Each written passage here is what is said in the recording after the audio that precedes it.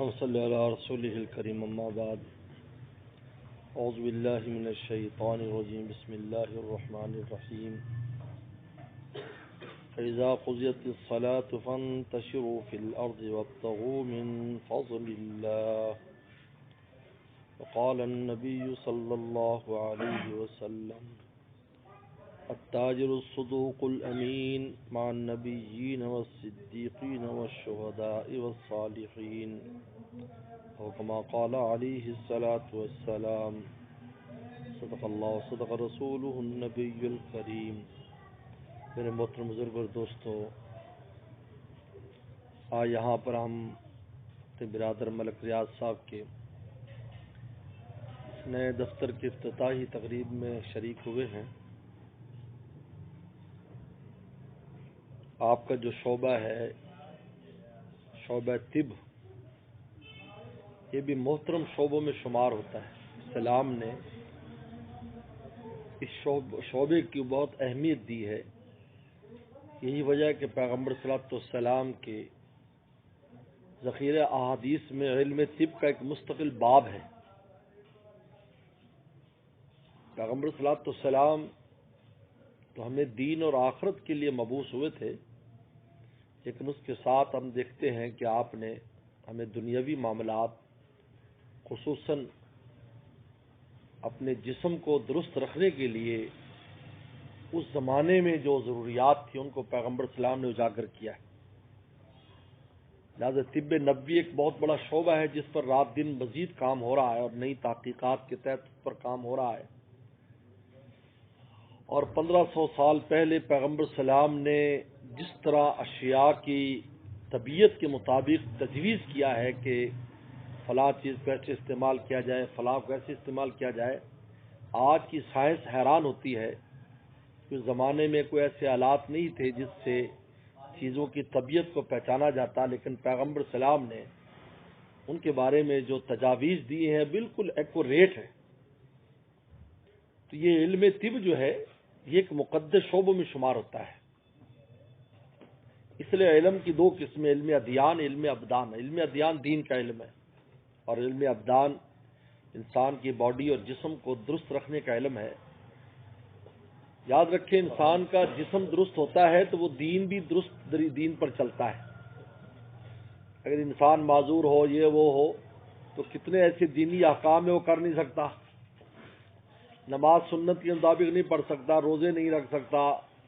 حج عمرے پر نہیں جا سکتا، جہاد نہیں کر سکتا، کسی کی خدمت نہیں کر۔ کتنے ایسے دینی شعبے ہیں جن سے جسمانی معذوری کی وجہ سے وہ انسان محروم ہو جاتا ہے اور وہ نہیں کر سکتا۔ اور جب اس کی باڈی اور جسم ٹھیک ہوتا ہے تو ان تمام دینی شعبوں کو اچھے طریقے پر انجام دیتا ہے۔ نماز اچھی پڑھے گا، روزہ اچھی طرح رکھے گا، جتنی بھی چیزیں ہیں، خاص طور پر اللہ کے راستے میں جہاد کرنے کے لیے وہ تیار رہے گا،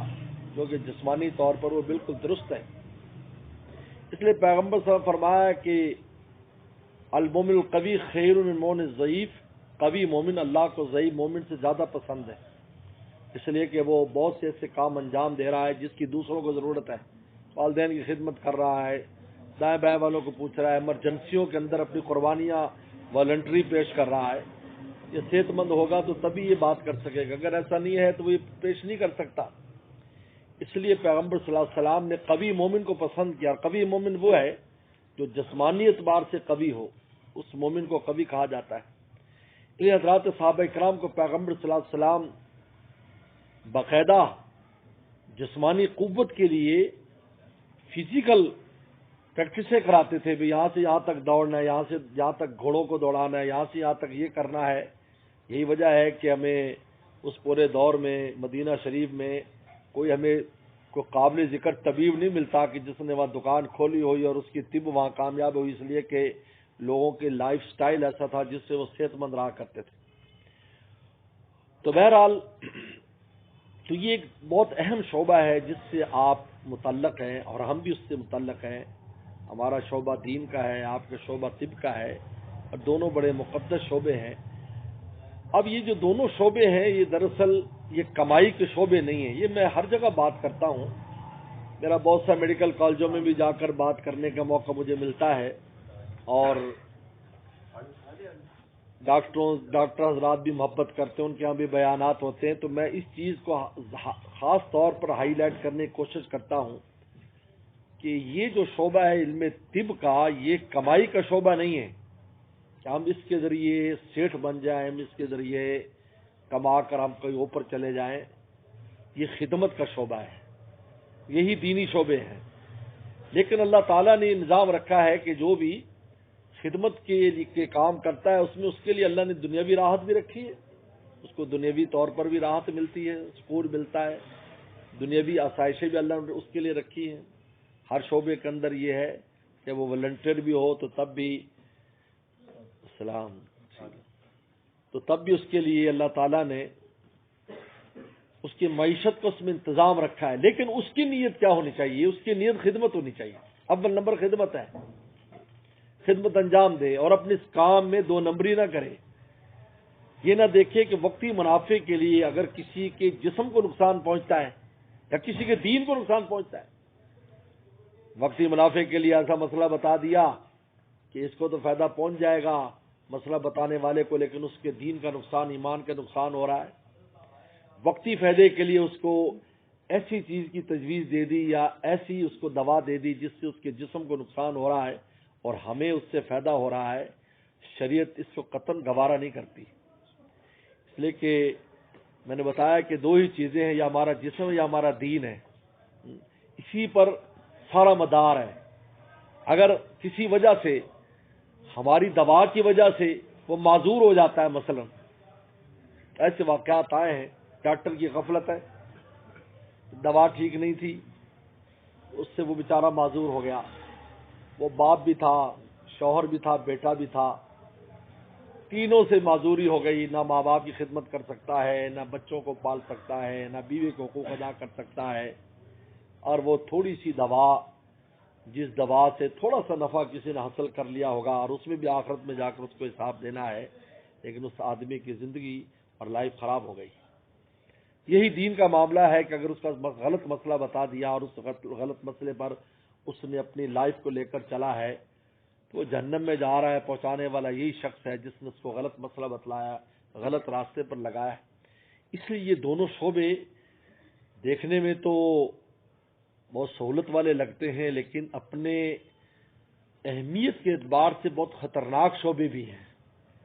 اس لیے اس میں کم از کم یہ ہو کہ آمد اور ارادہ شامل نہیں ہونا چاہیے، یہ سب سے اہم بات ہے، ارادہ شامل نہ ہو۔ ہاں، ارادہ شامل نہیں تھا، پھر اگر کسی کو آپ نے کوئی بات بتا دی، اس کے غلط سمجھا، یا آپ نے بغیر تحقیق کے کہیں بات کر دی، لیکن آپ کا اس کو نقصان پہنچانا ارادہ نہیں تھا، جان بوجھ کر، کم از کم میں کہتا ہوں آج اس زمانے میں اتنا تو ہونا چاہیے کہ ہم آمدن کوئی ایسا کام نہ کریں جس سے اگلے مسلمان بھائی کو نقصان پہنچے۔ اسی لیے دو چیزیں انسان کی زندگی میں ضرور ہونی چاہیے، ایک اخلاص اور ایک خلوص۔ اخلاص کا تعلق اللہ تعالیٰ کی ذات کے ساتھ ہے اور خلوص کا تعلق مخلوق کے ساتھ ہے، کہ آپ اس سے فیئر ہوں، اس موقع تو فیئر، آپ اس سے جو ڈیل کریں وہ فیئر ڈیل ہونی چاہیے۔ اس لیے پیغمبر فرمایا تاجر الصدوق الامین، جو تجارت کرتا ہے وہ سچ بولتا ہے اور امانت دار ہے، خیانت نہیں کر رہا ہے۔ فرمایا قیامت کے دن انبیاء صلی اللہ علیہ وسلم کے ساتھ کھڑا ہوگا، صدیقین کے ساتھ، شہداء اور صالحین کے ساتھ، یعنی درجہ بدرجہ، جس درجے پر اس کا صدوق ہوگا اور جس درجے پر اس کا جو ہے وہ امانت داری ہوگی، اسی درجے پر اس کو انبیاء السلام سے شروع کر کے نیچے نیک لوگوں تک ان کا انجام ہوگا۔ یہ اتنا بڑا انجام اس تجارت پر جس میں ہمیں پیسہ بھی آ رہا ہے، انکم بھی آ رہی ہے، ہماری روٹی بھی چل رہی ہے، اس پر یہ وعدہ کر لینا یہ معمولی بات نہیں ہے۔ لیکن پیغمبر السلام یہ چاہتے ہیں ہم فیئر ہو کر فیئر لائف گزاریں، ہماری زندگی صاف ستھری ہو، ہم دوسرے مسلمان سے ہماری جو ڈیل ہو اس ڈیل میں دو نمبری نہیں ہونی چاہیے۔ اور میں نے بتایا کہ آمدن نہ ہو۔ دیکھو خطاً تو کوئی بھی انسان سے کام ہو سکتا ہے، قتل بھی ہو سکتا ہے، اس لیے قتل خطا پر شریعت نے قصاص نہیں رکھا، دیت دے دو، ان کو پیسے دے دو، پھانسی نہیں چڑھ سکتا۔ کیوں؟ حالانکہ قتل بہت بڑا جرم ہے، یعنی جرائم میں سب سے بڑا جرم قتل ہے۔ اس لیے کہتے ہیں ناحق کوئی قتل کرے گا تو قرآن نے کہا کہ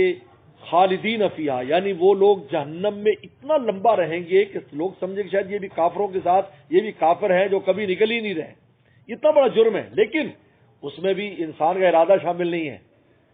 انسان ارادہ تھا کسی شکار کو مار رہا تھا، وہ گولی جا کسی انسان کو لگ گئی،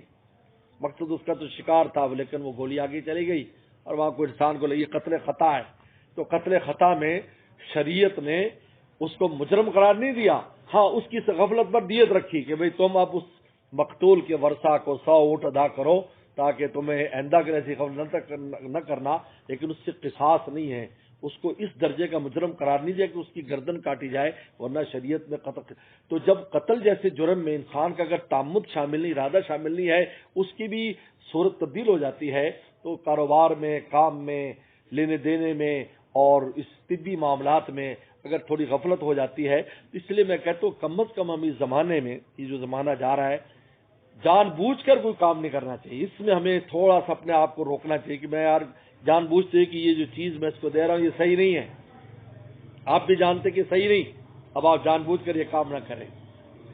ہاں اگر آپ سمجھتے ہیں کہ یہ چیز ٹھیک ہے تو آپ دے سکتے ہیں، کمپنی کا ہونا کوئی شرط نہیں ہے، چیز کے اندر جان ہونا شرط ہے۔ اگر چیز میں جان ہے تو کوئی بات نہیں، کسی بھی کمپنی کی ہو سکتی ہے، لیکن اگر چیز میں جان نہیں، آپ کو پتا ہے اس میں کوئی جان نہیں ہے بلکہ یہ مضر ہے، بلکہ ضرر نقصان پہنچائے گی، تو پھر مسلمان کو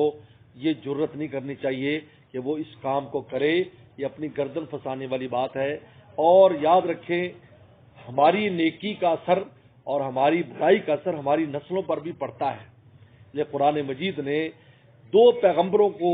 اللہ نے حکم دیا کہ جاؤ ان 2 یتیم بچوں کی دیوار کو سیدھا کرو، اور کیوں سیدھا کرنا ہے؟ اللہ آپ نے ہمیں حکم دیا دیوار سیدھی، کہا کہ ان کا جو 10واں دادا تھا یا 7واں دادا وہ ہمارا دوست تھا، وہ نیک آدمی تھا، اس لیے ہمیں نیچے اس کی اولاد کا خیال ہے۔ تو اس لیے لوگ کہتے ہیں اولادیں ان کاروباروں سے نہیں پالی جاتی، یہ ہمارا ایک وہم ہے۔ ہم نے بہت دیکھے ہیں جن کسی شہر میں جن کے بڑے بڑے بیلنس تھے، اور وہ میں نے دیکھا کہ جی والد گیا اس زمانے میں، آج سے 30 سال پہلی بات ہے، ایک آدمی فوت ہوا تو اس کے اپنے بینک میں 3 کروڑ روپے چھوڑ گیا، آج سے 30 سال پہلے۔ تو انسان کسی بھی پیسے کی قیمت جو ہے وہ زمانے کے سونے کے ویلیو سے نکالتا ہے کہ 3 کروڑ میں کتنا سونا آتا، تو اس سے اندازہ ہو جائے گا کہ آج وہ کتنے کروڑ ہوں گے۔ لیکن ابھی 2 مہینے نہیں گزرے تھے تو وہ آدمی بھیک مانگتا پھر رہا تھا۔ یہ ہمارا پیسہ ہماری اولادوں کو نہیں، ہماری نیکی پالے گی، ہم اچھے بن کر زندگی لائف گزاریں گے، وہ ہمارے ان کو پالے گی۔ ان کے ملک صاحب بیٹھے ہیں کہ والد صاحب ایک نیک انسان تھے، صاف ستھری زندگی گزاری ہے، ابھی ان کے ثمرات ان کی اولادوں کو مل رہے ہیں۔ ہمارے والد صاحب نے زندگی گزاری، ان کے ثمرات ہم کھا رہے ہیں۔ ڈاکٹر سلیم صاحب زندگی گزاری، ان کے ثمرات ان کی اولادیں، ہم خود دیکھتے ہیں شہر میں، یہ سب ان بڑوں کی نیکیوں کا اثر ہے جو اولاد کو ملتا ہے۔ اور اگر بری لائف گزاریں گے تو اس کا اثر بھی اولادوں پر ہوگا، چاہے جتنا مال چھوڑ کر چلے جائیں، وہ تہی دست ہو جائیں گے، فقیر ہو جائیں گے، تنگ دست ہو جائیں گے۔ تو بہرحال میں مبارکباد پیش کرتا ہوں ملک صاحب کو اس نئے دفتر پر بھی، نئے کام پر بھی، اللہ تعالیٰ یہاں کی خیر عطا فرمائے، اور آپ سب حضرات کو بھی، اور کہ اللہ تعالیٰ نے ہمیں اس بھاول نگر شہر ایک بڑی خاص حیثیت رکھتا ہے الحمدللہ، اور دینی اعتبار سے، دنیوی اعتبار سے، وفا کے اعتبار سے، کئی اعتبار سے بہاول نگر شہر کو تمام دوسرے شہروں پر فوقیت حاصل ہے۔ چونکہ میں تو چلتا پھرتا رہتا ہوں اور بہت جگہ پر میرا جانا ہوتا ہے، الحمدللہ یہاں پر اللہ تعالی نے جس قسم کے لوگ رکھے، جس قسم کے بزرگ اور جس قسم کے یہاں پر خدمت گزار رہے، پرانے اگر دیکھ لیں، ڈاکٹری لائن میں دیکھ لیں، دوسری لائنوں میں دیکھ لیں، علمی لائن میں دیکھ لیں، تو بڑے مخلصین قسم کے لوگ اس صحرائی جنگل میں آئے، اور آج ہم اور آپ سب ان کی اولادیں ہیں اور یہاں پر جو ہے وہ کام کر رہے ہیں۔ تو یہ ایک خاص قسم کا اللہ نے شہر کو بنایا ہے، تو لہذا بہت خوشی ہوتی ہے آپ حضرات کی ترقی سے، یقین مانے کہ دل خوش ہوتا ہے۔ جب بھی کوئی نیا مکان دیکھتا ہوں میں ویسے دعا کر دیتا ہوں، یار الحمدللہ دیکھو نیا مکان کسی ساتھی نے بنایا، اللہ بھائی یہ خوش رکھے، یار بیچارے نے بنایا، اس میں خوش ہو۔ بلکہ بارات جا رہی ہوتی میں دعا دیتا ہوں، یار یہ بیچارے خوشی خوشی جا رہے، خوش رہیں یہ ہے، اس لیے کہ دوسروں کی خوشی سے ہماری خوشی ہے۔ دراصل صرف اپنے پیٹ پر جو ہے وہ کرنا یہ انسانیت نہیں، انسان تو وہ جو سب انسانوں سے خوش ہو، دوسروں کی خوشی پر خوش ہونا یہ حقیقی خوشی ہے، یہ ہمیں شریعت بتاتی ہے۔ انہیں فرمایا تم ایک جسم کی طرح ہو، تمہاری تکلیف بھی سارا جسم محسوس کرے گا، تمہاری راحت بھی پورا جسم محسوس کرے گا۔ تو اللہ مجھے آپ کو عمل کی توفیق عطا فرمائے۔ وآخر دعوانا ان الحمد للہ رب العالمین، اللهم لك الحمد كما انت صلی علی محمد كما انت وفل بنا كما أنت أهل فإنك أنت أهل التقوى والمغفرة وترزق من تشاء بغير حساب وترزق من تشاء بغير حساب وترزق من تشاء بغير حساب اللهم فارج الهم كاشف الغم مجيب دعوة المضطرين رحمن الدنيا ورحيمها أنت ترحمنا فرحمنا برحمة تغنينا برحمة من سواك اللهم اكفنا بحلالك عن حرامك واغنا فضلك من سواك یا اللہ یا اللہ یا اللہ یا جو نیا دفتر لیا ہے نیا کام کے لیے جگہ لی ہے یا اللہ ملک ریاست میں خوب برکتیں پیدا فرما اس جگہ کی ساری برکت مکینوں کا عطا فرما اور اس زمین کی شر کو دور فرما اس مکان کی شر کو دور فرما یا اللہ ہر طرح کی آپ نصیب فرما ان کے کام میں دن دگنی رات چگنی ترقی عطا فرما جتنے دوست بھی ان کے ساتھ متعلق ہیں جتنی کمپنیاں متعلق ہیں ان کو بھی خوب ترقیات سے نواز اور ان کو بھی دن دگنی رات چگنی ترقی عطا فرما اور ہم سب کو جو رزق روٹی کے وسائل دیا اللہ اس میں خیر و برکت پیدا فرما یا اللہ ہمیں بھی صلاح و تقوی کی توفیق عطا فرما ہماری اولادوں کو بھی توفیق عطا فرما یا اللہ خاص طور پر نماز کی ہمیں پابندی کی توفیق عطا فرما یا اللہ 5 ٹائم تیرے دربار میں حاضری اور تیرے قدموں میں سر رکھنے کی ہمیں توفیق عطا فرما یا اللہ اس دنیا کے ذریعے آخرت بنانے کی توفیق عطا فرما یا اللہ خوب اس دنیا سے یا اللہ دنیا کو اللہ کے راستے میں خرچ کرنے کی اور غربا پر خرچ کرنے کی یتیموں پر یا اللہ بیواؤں پر اور دوسری یا اللہ کاموں پر خرچ کرنے کی توفیق عطا فرما یا اللہ دنیا کی حسنات بھی نصیب فرما آخرت کی حسنات بھی نصیب فرما دنیا اور آخرت کی ذلتوں سے ہماری حفاظت فرما یا اللہ ہمارے مرحومین مرحومات کی مغفرت فرما بیماروں کو شفا عطا فرما ہر طرح کی پریشانیوں کو دور فرما عالم اسلام کی حفاظت فرما اللہ غزہ اور فلسطین کے مسلمانوں کی مدد فرما یا اللہ جہاں جہاں مسلمان مظلوم ہیں مقہور ہیں یا اللہ ان کی مدد فرما یا اللہ ہمارے شہر کی یا اللہ دن دگنی رات چگنی ترقی عطا فرما ہر قسم کے شرور و فتن سے محفوظ فرما یا اللہ ملک و ملت کا درد رکھنے والے حکمران نصیب فرما ہماری سرحدات اور نظریات کی حفاظت فرما ہمارے ملک پاکستان کی خوب حفاظت فرما یا اللہ معاشی طور پر بھی اس ملک کو مضبوط تر فرما دینی طور پر بھی مضبوط تر فرما یا اللہ میزبان کی یا اللہ محبت اور ہم سب کے آنے کو تو قبول فرما ربنا تقبل منا انک انت السمیع العلیم صلی اللہ تعالی علی خیر خلقہ محمد و آلہ وصحبہ اجمعین